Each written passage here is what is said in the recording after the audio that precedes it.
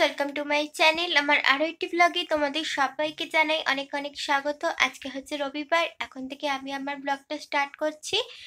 তো এখন বন্ধুরা আমি এখন ঘুম থেকে উঠে অনেকক্ষণ আগেই উঠেছি, তো তবে তোমাদের সাথে ভিডিওটা শুরু করা হয়নি। তো ঘুম থেকে অনেকক্ষণ আগে উঠে মুখ টুক ধুয়ে একটুখানি কিছুক্ষণ বসেছিলাম। তো তারপরে এখানে পিছনে দেখতেই পাচ্ছ তোমরা, এই যে কম্বলগুলো খোলা রয়েছে, তো এগুলো সব এখন গুছিয়ে রাখবো। তো তারপর করবো টিফিন। মা আজকে সকালবেলা বানিয়েছে পরোটা আর আলুর তরকারি। তো চলো এগুলো খাবো দাবো। তো চলো তোমরা ভিডিওটা দেখতে থাকো, আর বেশি বকবক করছি না, চলো তোমাদের সাথে ব্লগটা শুরু করি আর তোমরা পুরো ভিডিওটা দেখতে থাকো, আর ভালো লাগলে সাবস্ক্রাইব করে দিও। তো চলো। তো দেখো বন্ধুরা, এখানে আমি বিছানাটা গুছিয়ে নিয়েছি, গুছিয়ে কম্বলটাও ভাঁজ করে নিয়েছি। আর আজকের এই ব্লগটা আমার সোমবার দিন ছাড়ার কথা ছিল, কিন্তু আমি ছাড়তে পারিনি, তাই আজকে মঙ্গলবার দিন আমি এই ব্লগটা ছাড়লাম। তো এটা হচ্ছে রবিবার দিনের ব্লগ। তো এখানে দেখো সকালবেলা ঘুম থেকে উঠে বিছানা তুলে নিয়েছি, তুলে নিয়ে তারপর এখানে টিফিন খেতে বসেছি। এখানে রয়েছে পরোটা আর রয়েছে আলুর তরকারি। তো এটা দিয়ে সবার আগে ব্রেকফাস্টটা করে নেব, করে নিয়ে তারপর সব কাজ শুরু করব। ব্রেকফাস্ট করে নিয়ে একটা কাজ করেছি, সেটা হচ্ছে আমার টেলা কালু বুড়ি ওদেরকে পরিষ্কার করেছি, তারপরে নিজেও স্নান করে নিয়েছি। তো সেটা তোমাদেরকে দেখাইনি। তারপর এখানে দেখো পালং শাক কেটে নিয়েছি, লঙ্কা কেটেছি, কুমড়ো কেটেছি, ধনেপাতা নিয়ে নিয়েছি, আর এখানে নিয়েছি কড়াইশুঁটি আর আলু। তো বাইরে একটু মেশিন চলছে, যেহেতু আমাদের বাড়ির পাশে ফ্ল্যাট হচ্ছে, তো সেই কারণে একটু মেশিনের আওয়াজ হতে পারে।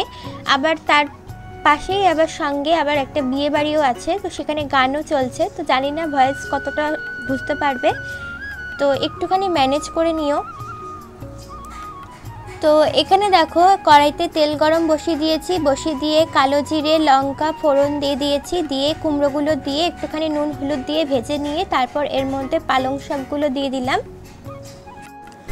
তারপর এখানে দেখো পালং শাকটা ভালো করে ভাজা ভাজা করে নেব। তো পালং শাকটা ওই পাশে বসিয়ে দিয়েছি, পালং শাকটা আর কিছু দিতে হবে না, শুধু ভাজা করে নিলেই হয়ে যাবে। আর এদিকে দেখো তেল গরম করে নিয়েছি, করে ওর মধ্যে চিড়ে রাখা 4-5টা লঙ্কা দিয়েছি, দিয়ে নুন হলুদ লঙ্কার গুঁড়ো দিয়ে দিয়েছি, দিয়ে তারপরে মশলাটা ভালো করে কষিয়ে নিয়েছি। কষিয়ে নিয়ে জল দিয়ে দিলাম, জল দিয়ে এবার ভালো করে ফুটিয়ে নেব। তো এদিকে দেখো পালং শাকটা তো ভালো করে ভাজা হয়েই গেছে। তো আর একটু ভালো করে নাড়িয়ে নিচ্ছি যাতে ভালো করে ভাজাটা হয়ে যায়। আর আজকে না ভিডিও শেষটা তোমরা দেখো, ভিডিও শেষে তোমাদের সাথে কিছু কথা শেয়ার করব।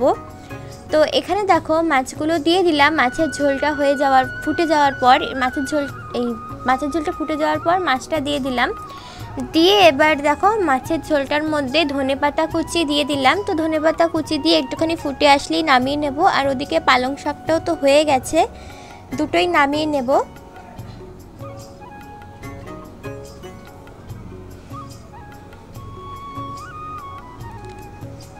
তো এখানে দেখো সবগুলো তো দুটো রান্না হয়েই গেছে, আর একটা রান্না বাকি আছে, সেটা হচ্ছে কড়াইশুঁটির তরকারিটা। এখানে দেখো কড়াইতে তেল গরম বসিয়ে দিয়েছি, বসিয়ে দিয়ে মেথি ফোড়ন দিয়ে দিয়েছি, দিয়ে আলুগুলো দিয়ে দিলাম, দিয়ে তার উপর দিয়ে দেবো কড়াইশুঁটিগুলো সবগুলো। আজকে যে মাছগুলো দেখছো তোমরা, এগুলো না আগের দিনে রাখা ছিল, তো সেই মাছগুলো তো আমরা ভেজে রেখেছিলাম, তোমরা আগের ব্লগে হয়তো দেখেছো। তো সেই মাছগুলো দিয়ে আজকে রান্না করেছি, তাই তোমাদের আর মাছ ভাজা ওগুলো দেখাইনি। তো তোমরা আশা করি বুঝতেই পারছো কি বোঝাতে চাইছি। তো তারপর এখানে দেখো কড়াইশুঁটি আলুর মধ্যে নুন হলুদ দিয়ে ভালো করে ভেজে নিচ্ছি। প্রচণ্ড জোরে গান বাজছে, জানি না কপিরাইট আসবে কিনা। তো এখানে দেখো লঙ্কার গুঁড়ো, তারপর ধনের গুঁড়ো জিরের গুঁড়ো দিয়ে দিলাম, দিয়ে তারপর ভালো করে এইভাবে মশলাটার সাথে কষিয়ে নিচ্ছি। কষিয়ে নেওয়ার পর মাছের মাথাগুলো ছিল সেগুলো সব দিয়ে দিলাম। আর এখানে মাছের মাথাগুলো আমি ভাঙতে পারছিলাম না, তো সেই কারণে ভাবলাম থাক, গোটাই থাক। তো সেই কারণে এখানে দেখো এরপর মশলাটা কষিয়ে নেওয়ার পর দিয়ে দিলাম জল। তো এখানে দেখো জলটা দেওয়ার পর ভালো করে ফুটিয়ে নিয়ে চলে আসলাম জল। এবার ঝোলটা ফুটিয়ে নেওয়ার পর তারপর এর মধ্যে দিয়ে দিচ্ছি গরম মশলা গুঁড়ো। তো গরম মশলা গুঁড়ো দিয়ে দেওয়ার পর নামিয়ে নেব। তো তারপর দেখলেই তোমরা রান্নাবান্না তো সব হয়ে গেছে। এখন হচ্ছে গ্যাসটা মুছে নিচ্ছি। সকালে একবার গ্যাসটা মোছা হয়েছে টিফিন করে, তারপর আবার গ্যাসটা মোছা হয়েছিল, কিন্তু রান্নার পরে তো আবার তেল পড়েছে, তো সেই কারণে তেলগুলো যেগুলো পড়েছে সেগুলো মুছে দিচ্ছি।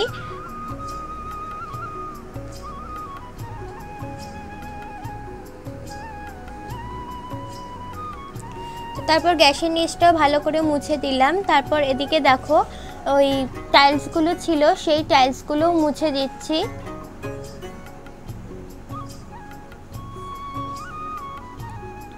তো টাইলসগুলো তো রান্না করতে গেলে তেল পড়ে যায়। তো চলো এবার রান্নাগুলো দেখিয়ে দিই। এখানে রয়েছে পালং শাক, মাছের ঝোল, আর এখানে রয়েছে ওই কড়াইশুঁটি আলু দিয়ে মাছের মাথা দিয়ে যে তরকারিটা সেটা।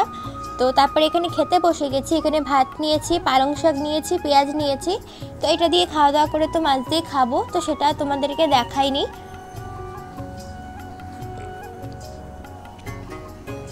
তো খাওয়া দাওয়া করে নিয়ে তারপর যাব ছাদে। তারপর তোমাদের সাথে একটা কথা শেয়ার করব। এই দেখো, তারপর খাওয়া দাওয়া করে চলে আসলাম ছাদে। তো এখানে আজকে ঘুরতে নিয়ে এসেছি কালুকে। আর কালুকে নিয়ে একটা কিছু কথা বলবো, তো তোমরা দেখো আর একমত কিনা আমাকে জানিও কমেন্টে। সেটা হচ্ছে এই যে কালুর এখন বয়স 2 বছর, কিন্তু 2 বছর আগের কথা বলছি। কালুর যখন 1 মাস বয়স ছিল তখন জানো তো একদিন হঠাৎ করেই আমি আর মা নর্মাল জিনিস কিনতে বাজারে গেছিলাম। গিয়ে এবার যেই কাকুর দোকানে মানে এরা পাওয়া যায়, মানে খরগোশ, পাখি, মাছ এদেরকে বিক্রি করে আর কি, তো সেই দোকানে আমরা গেছিলাম। গিয়ে এবার খরগোশ নর্মাল, আমার বাড়িতেও তখন 2টো খরগোশ ছিল সাদা রঙের। তো এমনি খরগোশ যেহেতু পালি বা রাখি, এমনিতেও মায়া লাগে, আমার খুব প্রাণীদের মায়া লাগে, তো সেই কারণে আদর করছিলাম ওখানে দাঁড়িয়ে দাঁড়িয়ে। তো হঠাৎ করে তখন কালুর কিন্তু 1 মাস বয়স, ঠিক আছে, একদম ছোট্ট, বুঝতেই পারছো কতটা ছোট্ট হবে 1 মাস বয়সে। 2 বছর বয়স যদি এইটুকু হতে পারে, তাহলে 1 মাস বয়সে কতটা ছোট্ট হবে বুঝতেই পারছো। তো হঠাৎ করে একটা লোক আসলো ওকে কিনতে। তখন বলল যে কই খরগোশ দেখি। তখন দেখালো, তখন বলছে ও কালো, ওকে কে নেবে। ফার্স্টেই বললো এই কথাটা। তো সেটা আমি শুনলাম সামনে দাঁড়িয়ে দাঁড়িয়ে, আমার কিন্তু খুব কষ্ট লেগেছে। তারপরে আরেকজন আসলো, সেও একই কথা বলল যে কালো আবার খরগোশ, কে নেবে ওকে। তো তখন আমি মাকে বললাম কি মা ওকে নিয়ে যাই। মা বললো তোর কাছে তো 2টো রয়েছে অলরেডি, তুই আর কটা নিবি। আমি বলছি না ওকে প্লিজ নিয়ে যাই। তখন মা ঠিক আছে রাজি হয়ে গেল মা ওকে নেওয়ার জন্য, ঠিক আছে। এবার আমি তো ওকে কিনে নিলাম, কিনে নেওয়াই বলছি, আমরা তো নর্মালি কিনি না, ওদের তো আর এমনিতে পাওয়া যায় না, তো সেটাই বলছি, তোমরা কিন্তু আবার কিছু মনে করো না। তো ওকে কিনে নিলাম, কিনে এবার বাজারের ব্যাগ নিয়ে গেছিলাম। তো এবার কী করে আনবো, তো বাজারের ব্যাগের মধ্যে ওকে ঢুকিয়েছি। এবার আমাদের চেনাশোনাই একজন পাশের দোকান থেকে একজন চেনাশোনাই, তো সে আসলো, এসে বললো কী রে খরগোশ কিনলি, আমাকে জিজ্ঞেস করলো। আমি বললাম হ্যাঁ। বললো কই দেখা। তো দেখালাম, দেখানোর পর বলছে যে ইস কালো খরগোশ আবার কেউ কেনে নাকি, তুই কি পাগল, মানুষে কেনে সাদা সাদা, ঠিক এই কথাটাই বলল। তখন আমি তাকে 2টো কথা শুনিয়ে দিলাম যে আচ্ছা ও তো কালো, ঠিক আছে মানছি কালো, কিন্তু কালো বলে কি ওর প্রাণ নেই, নাকি ও প্রাণী নয়, নাকি ও ভালোবাসতে জানে না, কোনটা। তখন সে আমাকে আর কিছু বললো না, না বলে চলে গেল ওখান থেকে। জানি আমার কথাটা শুনে হয়তো সে রাগ করেছে বা আমাকে হয়তো খারাপ ভেবেছে, কিন্তু আমার প্রশ্ন যে আগে তো আমরা শুনতাম যে মানুষকে হয়তো মানুষের গায়ের রং হয়তো কালো হলে মানুষকে কথা শুনতে হতো বা এখনো শুনতে হয়, এটা আমি জানতাম বা শুনতাম, সেটা চেঞ্জ করতে পারবো না আমরা এই পরিবেশের মানুষদেরকে। কিন্তু একটা প্রাণীর ক্ষেত্রেও যে মানুষ এইভাবে বলতে পারে যে সে কালো, কেন তাকে তাকে ফর্সা হতে হবে এমন কোনো কথা আছে? আর নাকি সে নিজে নিজে ফর্সা হয়েছে বা নিজে নিজে কালো হয়েছে এরকম কোনো কথা আছে? তাকে তো ভগবান যেমন পাঠিয়েছে তেমনই, তাই না? ভগবান তাকে যেমনভাবে তৈরি করেছে তেমনভাবে সে এসছে পৃথিবীতে। তো আর কি বলবো। আর তখন না আমি মানে পুরো কথা মানে আমি হারিয়ে ফেললাম যে মানুষও এমন, মানুষের মানবিকতাটা এমন, মানুষের মানবিকতাটা যেন ধীরে ধীরে ছোট হয়ে গেছে বা মানুষ তাদের মানবিকতা ধীরে ধীরে হারিয়ে ফেলছে।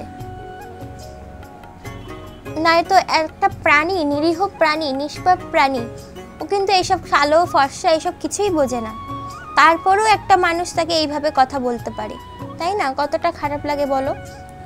আর ও জানো তো, তারপর থেকে ও আমার বাড়িতে আছে, এখন ওর বয়স 2 বছর। আমার কাছে কিন্তু আরও 2টো খরগোশ আছে, তোমরা জানো, একটা সাদা, একটা হলুদ, আর একটা এই যে কালু। তো ওকে আমি নাম দিয়েছি কালু, ওকে আমি নাম দিয়েছি কালু। আর ও জানো তো আমাদের বাড়িতে সব থেকে প্রিয়, মানে আমার মা বাবার পিছন পিছন তো ঘুরবেই, এমনকি যখন আমি কোথাও যাব বা কোথাও থেকে আসব ও হাত তুলে তুলে দাঁড়িয়ে থাকবে, হাত তুলে তুলে দাঁড়িয়ে থাকবে। আর আমাদেরকে সবাইকে এতটা ভালোবাসে মানে কল্পনা করার নয়, এটা আমি একদম প্রমাণ পেয়েছি। তোমরা যদি সেই গল্পটা শুনতে চাও তাহলে আমি তোমাদের কমেন্টে জানাবো। একদম প্রমাণ পেয়েছি, যেদিন ও ব্যথা পেয়েছিল তো সেই ঘটনার থেকে বুঝতে পেরেছি যে ও আমাদেরকে কতটা ভালোবাসে। তো আর কি বলবো, চলো। তাই আমি ভাবছি যে মানুষের মানবিকতা এখন ধীরে ধীরে হারিয়ে যাচ্ছে, তাই না? নয়তো একটা মানুষ কি করে এই কথাটা বলতে পারে? তো এখানে দেখো, যাই হোক, অনেক কিছুই শেয়ার করে ফেললাম তোমাদের সাথে। এখানে সন্ধ্যের সময় তারপর চা করে নিয়েছিলাম, চাটা খেয়ে নিলাম, খেয়ে দিয়ে তারপরে এখানে বেগুনি কুমড়ি ভাজছিলাম। তো বেগুনি কুমড়ি ভাজা হয়তো দেখে ফেলেছো তোমরা, আমি যখন কথা বলছিলাম তখন ভাজাটা হয়ে গেছিলো, তো তোমরা দেখে ফেলেছো। তারপর এখানে কিছু মাছ ছিল, সেই মাছগুলোকেই বেসনে এইভাবে ডুবিয়ে ডুবিয়ে পকোড়া বানাচ্ছিলাম, মানে ফিশ পকোড়া। দেখতে কিন্তু এই রকম হয়েছে, মানে যেমন আমরা মাছ কেটে নিয়েছি সেই রকমই হবে, কিন্তু খেতে কিন্তু খুবই ভালো হয়েছে। কেউ বলবে না যে এইভাবে ফিশ পকোড়া বানিয়েছি। পুরো স্মেল, তারপরে টেস্ট পুরো একই রকম হয়েছে।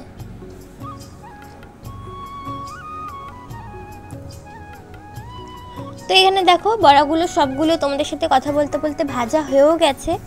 তারপর এখানে খেতে বসে গেছি। তো আজকে আমি এগুলো দিয়েই ভাত খাবো, মাছের পকোড়া, তারপরে বেগুনি কুমড়ি, আর অন্য কিছু তরকারি খাবো না। তো এইগুলো দিয়ে ভাত খাবো। তো চলো, আজকের ব্লগটা এইটুকুই। কালকে দেখা হচ্ছে আবার নতুন একটা ব্লগে। আর অবশ্যই কিন্তু কমেন্টে জানিও কেমন লিখেছে ভিডিওটা।